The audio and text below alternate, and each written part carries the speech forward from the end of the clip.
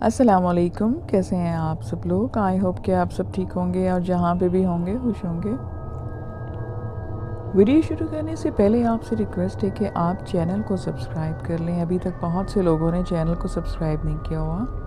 और अगर आपको स्टोरीज़ अच्छी लगती हैं तो मुझे फीडबैक ज़रूर दें। आपके पास अगर स्टोरीज़ हैं तो आप मुझे मेरे व्हाट्सएप नंबर पर सेंड कर सकते हैं।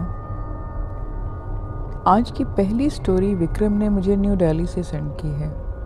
आइए मैं आपको उन्हीं की ज़ुबानी सुनाती हूँ। हम दो फ्रेंड शिवम और मैं जो दिल्ली के ही रहने वाले हैं, हम दोनों ने जुलाई के मंथ में मनाली जाने का प्लान बनाया और हम दोनों अपनी गाड़ी में मनाली चले गए। बहुत ज़्यादा बारिश हो रही है। शिवम तेज़ गाड़ी चला रहा था और मैं इसके पास बैठा हुआ था।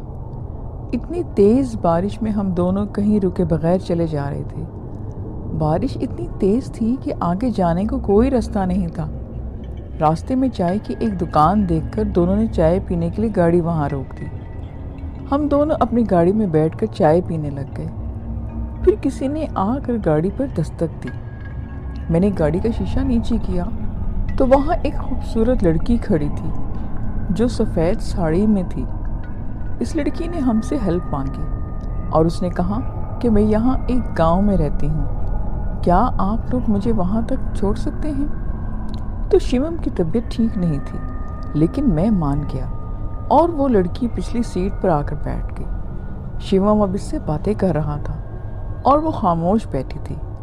मैं इसकी आंखों में कुछ अजीब सा देख सकता था, इसलिए अचानक वो लड़की बोलने लग गई कि पिछले साल इस दिन मेरा इस सड़क पर एक एक्सीडेंट हुआ था और इस कार ड्राइवर ने मुझे ज़ख्मी देखकर फिर मुझे उठाना ही नहीं ज़रूरी समझा। उसने मुझे मारा और वहाँ छोड़ के चला गया। इसलिए शिवम को वो कुछ नज़र आने लगा जो लड़की बता रही थी। तब शिवम ने देखा कि इनकी गाड़ी के सामने एक लड़की खड़ी है, तो मैंने ज़ोर से गाड़ी को ब्रेक लगा दिया और गाड़ी रुक गई। उसने देखा कि ये वही लड़की थी जो हमारी गाड़ी में पीछे को बैठी थी। ये देखकर हम दोनों को चक्कर आने लगे। मैंने पीछे मुड़कर देखा तो वो लड़की अब चुड़ैल बन चुकी थी। हम दोनों ने बहुत ज़ोर से चिल्लाए और गाड़ी से भागने लग गए। आगे हमने एक बस स्टॉप पर अपनी गाड़ी रोकी तो वहाँ खड़े लोगों ने हमें बताया कि हमारे गांव की एक लड़की पिछले साल सड़क हादसे में एक मर गई थी। बहुत से लोगों ने इसे रास्ते में देखा है। यह सुनना हमारे लिए काफ़ी था। हम अपना सफ़र वहीं छोड़कर अपने घर को आ गए। ये दूसरी कहानी गोवा से सेंड की है। आज के वीडियो की दूसरी स्टोरी भी मुझे एक गोवा से एक सब्सक्राइबर ने सेंड की, लेकिन उन्होंने अपना नाम नहीं लिखा। मैं आपको ये उनकी ज़ुबानी सुनाती हूँ। मैंने ये कहानी अपने गांव के एक बड़े बुजुर्ग से सुनी थी जो कलकत्ता में काम करते थे। एक दफ़ा का जिक्र है कि कुछ अंग्रेज़ शिकारी हिंदुस्तान के एक जंगल में शिकार करने गए। इस जंगल के बाहर एक डाक बंगला था, लेकिन एक बड़ा अंग्रेज़ ऑफिसर पहले ही इसमें ठहरा हुआ था। इसलिए इन अंग्रेज़ शिकारियों को जंगल के बीच में बने पुराने डाक बंगले में रहना पड़ा। इस डाक बंगले का रखवाला अपने ख़ानदान के साथ रहता था और डाक बंगले में रहकर लोगों की खिदमत करता। इस रखवाले के ख़ानदान में इसकी बीवी और तकरीबन 14-15 साल की इकलौती बेटी थी। एक शाम जब अंग्रेज़ शिकारी शिकार के बाद डाक बंगले में वापस आए तो वो नहाकर पीने बैठ गए। शराब पीने के बाद वो इस कदर बहक गए थे कि उन्हें बिल्कुल होश व हवास ही नहीं रहा और रखवाले को गोली मारकर इसकी बीवी और बच्चा छीन लिया। इन गुनहगारों को इस नशे की धुत में होने का कुछ पता न चला और नोच नोच कर दोनों को गोलियों से भून दिया और तीनों की लाशें डाक बंगले के पीछे दफन कर दी। कुछ दिनों के बाद अंग्रेज़ों ने एक बार फिर कैलाश नामी एक नए बंदे को वहाँ रखा। कोई नहीं जानता था कि इस पुराने डाक खाने का पुराना खादिम और इसका ख़ानदान कहाँ है। एक दफ़ा की बात है कि नया नौकर कैलाश रात को गेट बंद कर सो रहा था। फिर अचानक से वो उठा क्योंकि उसने फील किया कि दरवाजे पर कोई रो रहा है। उसने एक हाथ में डंडा और दूसरे में चिराग उठाया और दरवाजे पर आकर कहने लगा कि कौन है? इतनी रातों के बाद दरवाजे पर कौन रो रहा है? उसने दरवाजे पर बैठी एक नौजवान लड़की को देखा जो रो रही थी। कैलाश इस लड़की के पास गया और इसके सर पर हाथ रखकर कहा कि बेटी रो मत, अंदर आ जा। फिर जब वो नौजवान अंदर आई तो कैलाश ने इसे पानी पीने के लिए कहा और उससे पूछा कि तुम कौन हो और इतनी रात को इस जंगल में अकेली क्यों घूम रही हो। कैलाश की इतनी बातें सुनकर उस लड़की को एकदम गुस्सा आ गया। कुछ देर तक वो ऊंची आवाज़ में रोने के बाद थोड़ा सा पुरसुकून हुई और कैलाश से कहने लगी कि वो इस डाक बंगले के पहले नौकर की बेटी है। और फिर उसने ये भी बताया कि कैसे 4-5 शिकारी बाहर से आए और इसके बाप को कत्ल किया और फिर इसकी माँ की इज्जत को बर्बाद किया। फिर कैसे इसकी माँ और इसे भी गोलियां के बाद डाक खाने के पीछे दफन कर दिया। उस जवान लड़की की इतनी बातें सुनकर कैलाश बिल्कुल चौंक गया, लेकिन वो डरे बगैर उससे पूछा कि ये कैसे हो सकता है, मर गए हो तो मेरे सामने तुम कैसे बैठी हो। कैलाश की ये बात सुनते ही लड़की अचानक से गायब हो गई और इससे पहले कि कैलाश कुछ समझ पाता, इस कमरे की दीवार पर उल्टा चलते हुए उसने देखा। कैलाश को ये मंजर देखकर पूरी तरह से वो डर गया। फिर अचानक वो लड़की आकर कैलाश के सामने बैठ गई और कहने लगी कि काका तुम डरो नहीं, मैं तुम्हारा कुछ भी बुरा नहीं करूँगी। आहिस्ता आहिस्ता कैलाश का खौफ दूर हो गया और उसने माथे पर पड़े पसीने के कतरों को साफ किया। फिर उसी रात उस लड़की ने वो जगह दिखाई जहाँ इन तीनों को दफन किया गया था। कैलाश ने कुदाल को उठाया और इन तीनों के कंगाल निकाले। फिर उसने इस नौजवान लड़की से वादा किया कि वो इन अंग्रेज शिकारियों के खिलाफ अदालत जाएगा और इस जवान लड़की को इंसाफ दिलाएगा।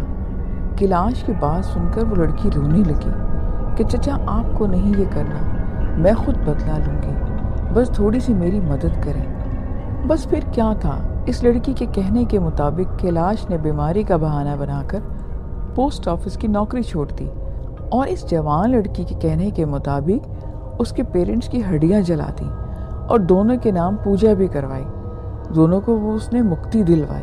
लेकिन लड़की के बयान के मुताबिक कैलाश ने ना तो लड़की का कंगाल जलाया और ना ही इसकी रसूमात अदा की, क्योंकि उस लड़की ने कहा था कि अगर उसे मुक्ति मिल गई तो वो अपना बदला कैसे लेगी। इसी तरह वक्त गुजरता गया और अब कोई नया बंदा इस डाक बंगले में आने को तैयार नहीं था, क्योंकि कैलाश वहीं घूमता रहता था और नए आने वाले नौकर को भूतों की कहानियां सुनाकर भगा देता। कभी कभार वो नौजवान लड़की कुछ ऐसे करती कि वहाँ के रहने वाले नौकर डर जाते, मगर इतना कुछ होने के बावजूद शिकारी इस बंगले पर आना नहीं छोड़ते थे। वो खुद आकर अपना इंतज़ाम करते, लेकिन अब जो आता वो वापस नहीं जाता, क्योंकि इस डाक बंगले में रहने वाला हर अंग्रेज़ शिकारी इस लड़की का शिकार हो जाता था। कभी कभी ऐसा भी होता कि वो लड़की अपने जाल में फंसाकर किसी शिकारी को वहाँ ले आती और रात को इसके असली रूप में आती और इसे अंग्रेज़ को डराकर मार देती और खून पी जाती। ये सिलसिला इसी तरह से चलता रहा और इस डाक बंगले में मरने वाले शिकारियों की मौत एक कहानी बनकर रह गई। अंग्रेज़ अफसरों की लाख कोशिशों के बावजूद कातिल नहीं पकड़ा जाता और उन शिकारियों की मौत की वजह ना पता लगती। अब शिकारियों में ये बात फैल गई कि पुराने डाक बंगले में रहने वाले हर शिकारी की रात होती है, लेकिन उसे दूसरे दिन का सूरज नसीब नहीं होता। 2-3 साल और गुजर गए और अब वो डाक बंगला खंडर हो चुका था, क्योंकि अब वहाँ रहने की हिम्मत किसी में नहीं थी, क्योंकि हर किसी को अपनी जान प्यारी होती है। मगर उस लड़की का भूत अब भी उस डाक बंगले में अपने कातिलों का इंतज़ार कर रहा था। दिन के वक्त यहाँ आने और जाने वाले लोग फील करते थे, क्योंकि वो मुसलसल रोती रहती थी, लेकिन कोई इसे देख नहीं पाता। एक दफ़ा उस लड़की की आत्मा एक और नौजवान लड़के से मिली जो वहीं पे रहता था और बरतानवी शिकारी के निशाना बन चुका था। उन दोनों की आत्मा उन्हें ढूंढना शुरू हो गई। 2-3 दिन की मेहनत के बाद वो अपने कातिलों तक पहुंच गए। एक दिन शाम को वो निहायत खूबसूरत लड़की के रूप में एक कातिल अंग्रेज़ शिकारी के घर गई। घर में इस अंग्रेज़ के सिवा कोई ना था। फिर उसने बहुत ज़्यादा कोशिश के बाद उसे अपनी खूबसूरती में फंसा लिया। वो खूबसूरत तो बहुत थी और उसके जाल में फंसते लोगों को देर नहीं लगती। वो लड़की अब इस अंग्रेज़ से कहने लगी कि क्यों ना हम शिकार पर जाएं। तो उस अंग्रेज़ ने कहा कि ये अच्छी बात है, मेरे कुछ दोस्त शिकारी हैं, चलो उनको भी हम साथ लेकर चलते हैं। बस फिर क्या था, इस नौजवान लड़की ने अंग्रेज़ को बताया कि मेरे एक दोस्त भी है, वो भी बहुत खूबसूरत है और वो भी शिकार पर जाना चाहती है। پھر اگلے دن اس عورت کے بھوت اور اس لڑکے کا بھوت انگریز کو لے کر وہاں پر روانہ ہوئے، اور اب وہاں ڈاک بنگلے میں کیا ہونے والا تھا یہ کوئی نہیں جانتا۔ اس رات وہاں انگریزوں نے بہت بڑی پارٹی ارینج کی۔ پارٹی رات کو شروع ہوئی اور ساتھ ہی انگریز آفیسر نے وہاں انجوائمنٹ شروع کر دی، کیونکہ پہلے ہی وہاں پہ 2 آتمائیں موجود تھیں جو ان کے لیے گھات لگائے بیٹھی تھیں۔ اچانک اس آتما نے ایک خوفناک شکل اختیار کر لی اور ایک چھلانگ لگا کر قریبی گھنے درخت کی موٹی شاخ کو اس زور سے کھینچا کہ وہ شگاف کی آواز سے ٹوٹ گئی۔ اس کے بعد اس بھوت نے ان انگریزوں شکاریوں میں ایک ایک کو پکڑ کر پاؤں تلے دبانا شروع کر دیا۔ ان کے ٹکڑے ٹکڑے ہونا شروع ہو گئے۔ اس نوجوان لڑکی کی آتما ایک خوفناک آواز نکالتی اور ہر انگریز کے شکاری کے پاس پہنچ جاتی اور اس کی آنکھوں میں آنکھیں ڈال کے اس کی جان نکال دیتی۔ اس طرح ان آتماؤں نے ایک ایک کر کے تمام انگریز شکاریوں کو مار ڈالا۔ اگلے دن انگریزوں کی تلاش میں نکلے انگریز آفیسرز کو ایسی لرزہ خیز لاشیں ملی کہ جنہیں دیکھ کر وہ حیرت سے دنگ رہ گئے۔ وہ آفیسرز یہ سمجھے کہ کسی جانور کا کام ہے۔ کیلاش سب کچھ جانتا تھا، لیکن اس نے کسی کو کچھ بھی نہ بتایا، اور پھر ایک دن وقت نکال کر کیلاش نے چپکے سے اس نوجوان لڑکی کا کنکال نکالا اور اس کی انتم سنسکار کر دیا تاکہ اب اس کو مکتی مل سکے۔ آج کی لاسٹ سٹوری بھی انڈیا سے ہی سینڈ کی گئی ہے۔